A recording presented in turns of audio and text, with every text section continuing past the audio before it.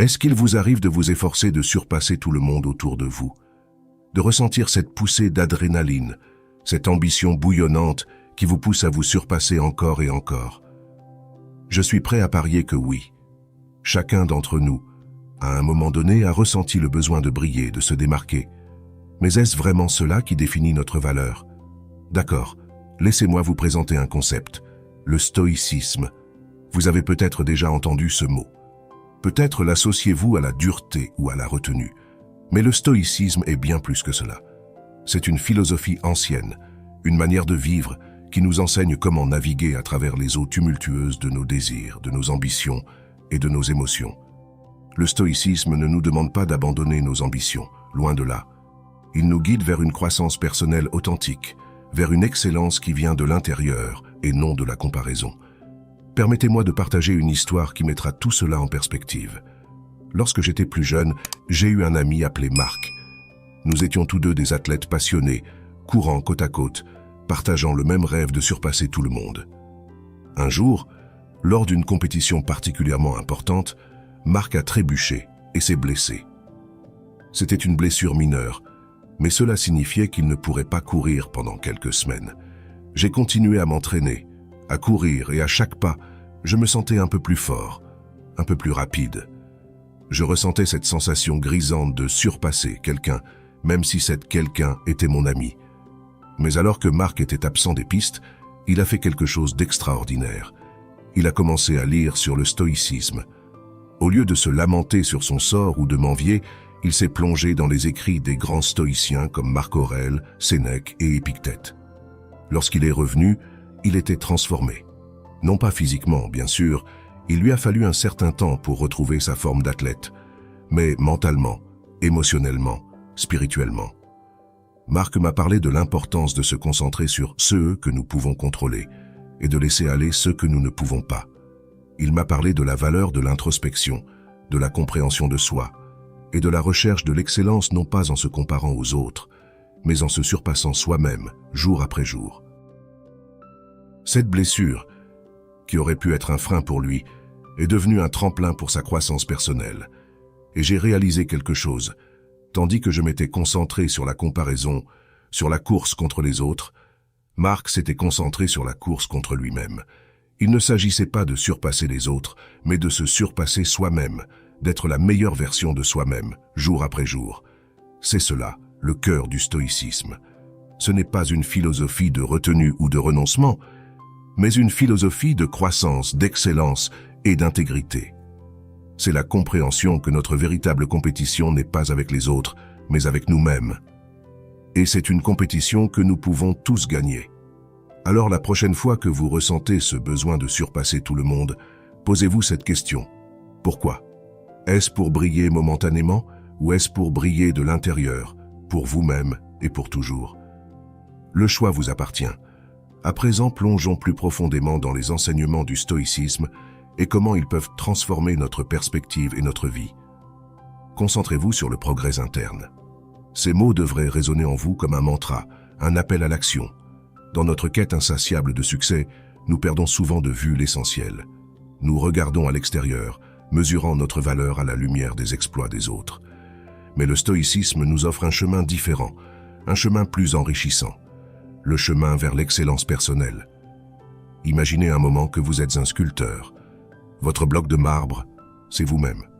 Votre tâche n'est pas de créer une statue qui ressemble à celle de quelqu'un d'autre, mais de sculpter la meilleure version de vous-même. Chaque coup de marteau, chaque coup de burin est une étape dans votre voyage d'auto-amélioration. Quand vous vous comparez aux autres, vous vous privez de l'opportunité d'explorer votre potentiel unique. Vous diminuez votre lumière, laissant l'ombre des autres la couvrir. Mais en dirigeant votre énergie vers l'auto-amélioration, en vous concentrant sur votre progrès interne, vous brillez de votre propre éclat. Voici pourquoi cela est fondamental. Chaque fois que vous vous comparez à quelqu'un d'autre, vous placez votre valeur entre les mains de circonstances extérieures, circonstances que vous ne pouvez pas toujours contrôler.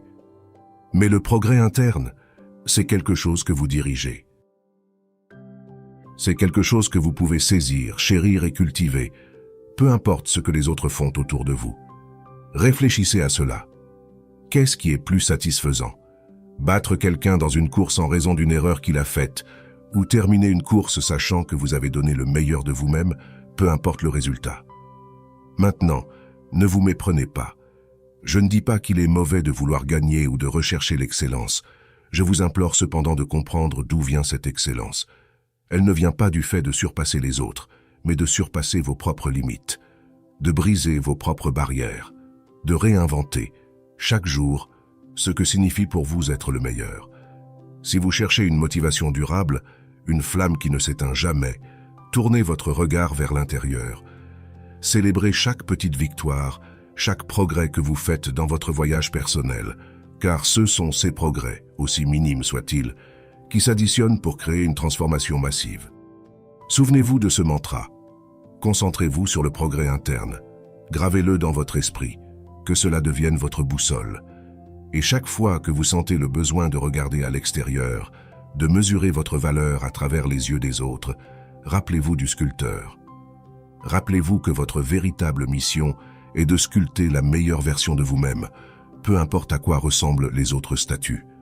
Et maintenant, je vous mets au défi. Prenez un moment, ici et maintenant, pour vous engager dans cette voie stoïcienne, pour reconnaître que votre véritable compétition est avec vous-même, pour vous concentrer sur votre progrès interne. Et lorsque vous le ferez, vous découvrirez un monde d'excellence personnelle qui dépasse tout ce que vous auriez pu imaginer.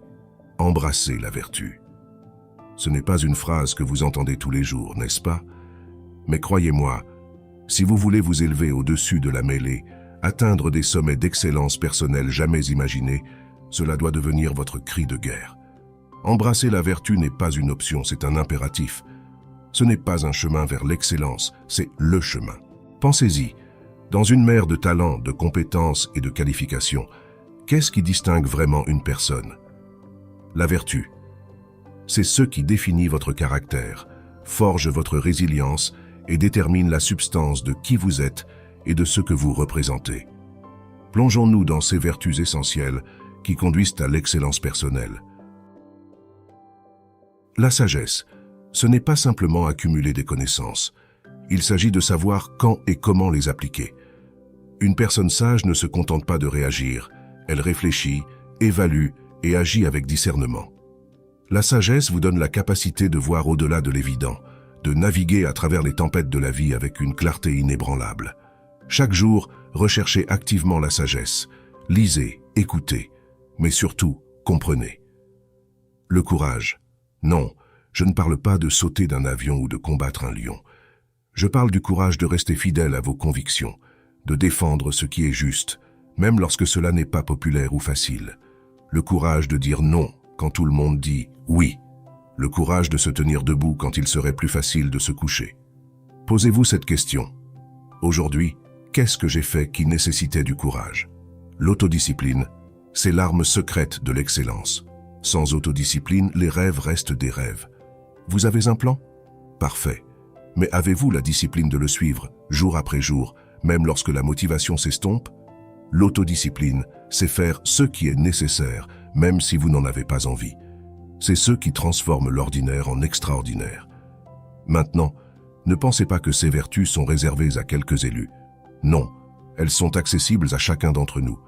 Mais elles exigent du dévouement, de la persévérance et, oui, un effort constant. Mais je vous promets ceci, lorsque vous embrassez la vertu, lorsque vous faites de la sagesse, du courage et de l'autodiscipline vos alliés les plus proches, l'excellence personnelle n'est pas seulement à portée de main. Elle devient votre seconde nature. Alors, défiez-vous. Dès aujourd'hui, commencez à cultiver ces vertus. Intégrez-les dans votre quotidien. Lorsque vous êtes confronté à un choix, demandez-vous, est-ce le choix sage? Est-ce le choix courageux? Est-ce le choix discipliné?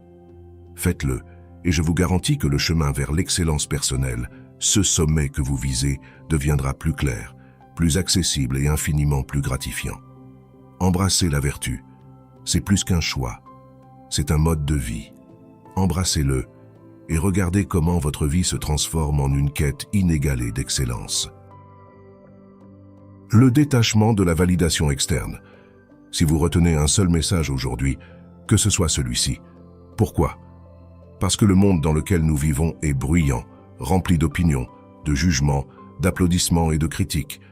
Mais, écoutez-moi bien, votre excellence personnelle ne peut être dictée par les voix de l'extérieur. Elle doit émaner de l'intérieur. Nous vivons à une époque où chaque action, chaque décision, chaque succès est exposé à la loupe de la société. Nous postons, nous tweetons, nous partageons et inconsciemment nous attendons. Nous attendons ces « j'aime », ces commentaires, ces validations. Mais qu'en est-il lorsque ces « j'aime » ne viennent pas? Quand les acclamations s'estompent, est-ce que cela signifie que nous n'avons pas de valeur? Absolument pas. La première étape vers l'excellence personnelle est de comprendre que votre valeur ne réside pas dans l'approbation des autres. Elle est enracinée en vous, dans vos actions, vos intentions, votre caractère. Chaque fois que vous recherchez une validation externe, vous donnez à quelqu'un d'autre le pouvoir sur votre estime de soi. Reprenez ce pouvoir. Maintenant, je ne dis pas que l'opinion des autres n'a pas d'importance. Les feedbacks peuvent être constructifs, ils peuvent aider à la croissance et à l'amélioration. Mais ne faites pas l'erreur de les considérer comme la seule mesure de votre valeur. Le stoïcisme nous enseigne l'importance de la maîtrise de soi, de comprendre nos propres valeurs, nos propres normes. Si vous vivez selon ces normes, si vous savez dans votre cœur que vous faites de votre mieux, alors c'est tout ce qui compte. Pensez à tous les grands innovateurs, les penseurs, les artistes de l'histoire. Pensez-vous qu'ils étaient motivés par le désir de validation externe? Non. Ils étaient motivés par une vision, une passion, un sens profond du but qui venait de l'intérieur. Alors, défi après défi, posez-vous cette question. Est-ce que je fais cela pour les applaudissements ou parce que c'est vraiment ce que je crois, ce que je veux, ce que je ressens? Si c'est pour les applaudissements, repensez vos motivations. Si c'est par conviction, alors allez-y à fond, peu importe ce que le monde extérieur pourrait dire ou penser. En fin de compte, la vraie validation vient de la satisfaction de savoir que vous avez vécu selon vos principes, que vous avez donné le meilleur de vous-même, que vous avez cultivé l'excellence de l'intérieur. Arrêtez de donner aux autres le miroir dans lequel vous vous voyez. Créez votre propre reflet, basez-le sur vos propres valeurs, et je vous le promets, ce reflet sera plus brillant, plus vrai et infiniment plus satisfaisant que n'importe quel j'aime ou commentaire que vous pourriez jamais recevoir. Embrassez-vous, validez-vous, et regardez comment le chemin vers l'excellence personnelle devient non seulement évident, mais aussi incroyablement libérateur. Concentrez-vous sur ce que vous pouvez contrôler.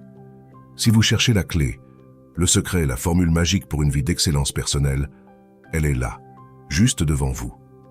Tout au long de notre vie, nous sommes bombardés de situations, de défis, de circonstances qui semblent nous submerger. Mais, et c'est un grand mais, le pouvoir réside toujours entre vos mains. Comment? En reconnaissant, en acceptant et en agissant sur ceux que vous pouvez contrôler. Imaginez ceci, une tempête fait rage à l'extérieur, le vent souffle, les arbres se balancent, et vous êtes à l'intérieur, regardant par la fenêtre. Vous ne pouvez pas arrêter la tempête. Mais pouvez-vous contrôler votre réaction face à elle? Absolument. Tout comme cette tempête, il y a des éléments de notre vie qui sont hors de notre portée. Les actions des autres, les décisions prises à un niveau supérieur, les retournements inattendus de la vie. Mais au lieu de vous focaliser sur ces éléments imprévisibles, dirigez votre énergie, votre attention, votre passion vers ceux que vous pouvez effectivement influencer. Vos actions, vos décisions, votre état d'esprit, vos actions. Chaque jour, vous êtes confronté à des choix. Aller à la salle de sport ou rester au lit, parler ou écouter, travailler dur ou remettre à plus tard. Ces choix, aussi petits soient-ils, sont entièrement sous votre contrôle. Et ces choix façonnent votre réalité. Faites des choix qui reflètent votre quête d'excellence. Votre état d'esprit. Face à un obstacle, voyez-vous une fin ou une opportunité? Votre perception, votre état d'esprit est une puissante arme. Elle peut soit vous entraver, soit vous propulser vers de nouveaux sommets. Chaque fois que vous êtes confronté à une situation difficile, rappelez-vous que votre réaction est sous votre contrôle. Choisissez l'optimisme, la résilience, la détermination. Trop souvent, nous gaspillons notre énergie en nous inquiétant, en nous agitant pour des choses que nous ne pouvons pas changer. C'est comme essayer de vider l'océan avec une tasse. C'est futile, et cela nous éloigne de notre véritable objectif, l'excellence personnelle, Le stoïcisme nous le rappelle sans cesse. Concentrez-vous sur votre propre sphère d'influence, sur ce que vous pouvez contrôler. Et lorsque vous le faites, une chose incroyable se produit. Vous découvrez une force, une puissance, une liberté que vous n'auriez jamais imaginé possible. Alors, je vous le demande, je vous défie même, à partir de maintenant, chaque fois que vous vous sentez dépassé, perdu, en proie au doute, posez-vous cette question simple. Est-ce sous mon contrôle? Si ce n'est pas le cas, respirez profondément, relâchez-le et concentrez-vous sur ce que vous pouvez effectivement changer. C'est un chemin libérateur. C'est un chemin qui mène à la véritable excellence. C'est le chemin que vous êtes destiné à suivre. Alors, empruntez-le avec audace, détermination et une foi inébranlable en votre pouvoir de contrôle. Pratiquez la gratitude. De tous les outils à votre disposition pour atteindre l'excellence personnelle, la gratitude est peut-être le plus puissant, le plus transformatif. Pourtant, c'est souvent celui que nous négligeons le plus. En cette ère de comparaison constante, d'aspiration à toujours plus, la gratitude est la clé qui ouvre la porte à une appréciation profonde de notre propre voyage. Elle est la lumière qui illumine notre chemin personnel vers l'excellence. Quand avez-vous dit merci pour la dernière fois? Et je ne parle pas seulement de politesse, je parle de cette profonde reconnaissance pour les moments, les personnes, les expériences qui façonnent votre vie. La gratitude n'est pas un simple merci, c'est un état d'esprit, une manière de voir le monde, une reconnaissance quotidienne du miracle de votre existence. Mais pourquoi est-elle si cruciale pour l'excellence personnelle? La perspective. Dans notre quête de plus, mieux, plus grand, nous oublions souvent ce que nous avons déjà. La gratitude replace tout en perspective. Elle nous rappelle nos succès, nos joies, nos moments précieux. Elle éclipse l'envie, les comparaisons inutiles, en recentrant notre attention sur notre propre voyage. Le contentement, le désir constant d'atteindre le niveau suivant, peut nous laisser insatisfaits, toujours en quête, jamais contents. La gratitude instille un sentiment de contentement. Elle nous apprend à apprécier le moment présent, à chérir notre parcours actuel, tout en nous propulsant vers nos futurs objectifs. La connexion. En exprimant notre gratitude, nous renforçons nos liens avec les autres. Nous reconnaissons l'impact des autres sur notre vie, créant ainsi des relations plus profondes et plus authentiques. Cette connexion nourrit notre âme et enrichit notre parcours vers l'excellence. Alors, comment pouvons-nous cultiver cette gratitude? Chaque jour, prenez un moment pour réfléchir à 3 choses pour lesquelles vous êtes reconnaissant. Notez-les. Qu'il s'agisse de quelque chose d'aussi grand qu'une promotion ou d'aussi petit qu'un sourire d'un étranger, reconnaissez-le. Sentez cette gratitude. Laissez-la imprégner chaque fibre de votre être. La prochaine fois que vous vous retrouvez à envier le voyage de quelqu'un d'autre, à vous comparer à leur histoire, arrêtez-vous. Respirez profondément.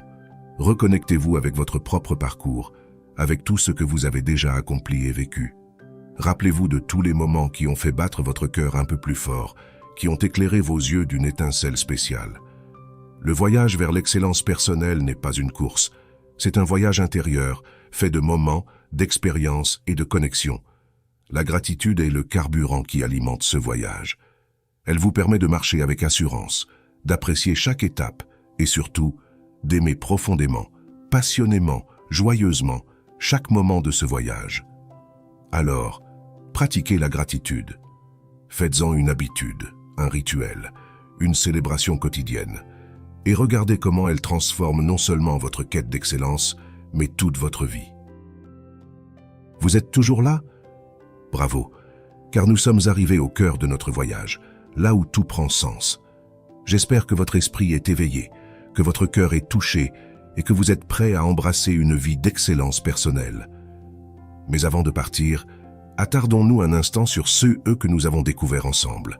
Le stoïcisme. Plus qu'une philosophie, c'est un mode de vie, une boussole qui nous guide à travers les mers tumultueuses de nos ambitions, de nos désirs et de nos émotions. Pour certains, cela peut sembler être un retour en arrière, une retraite.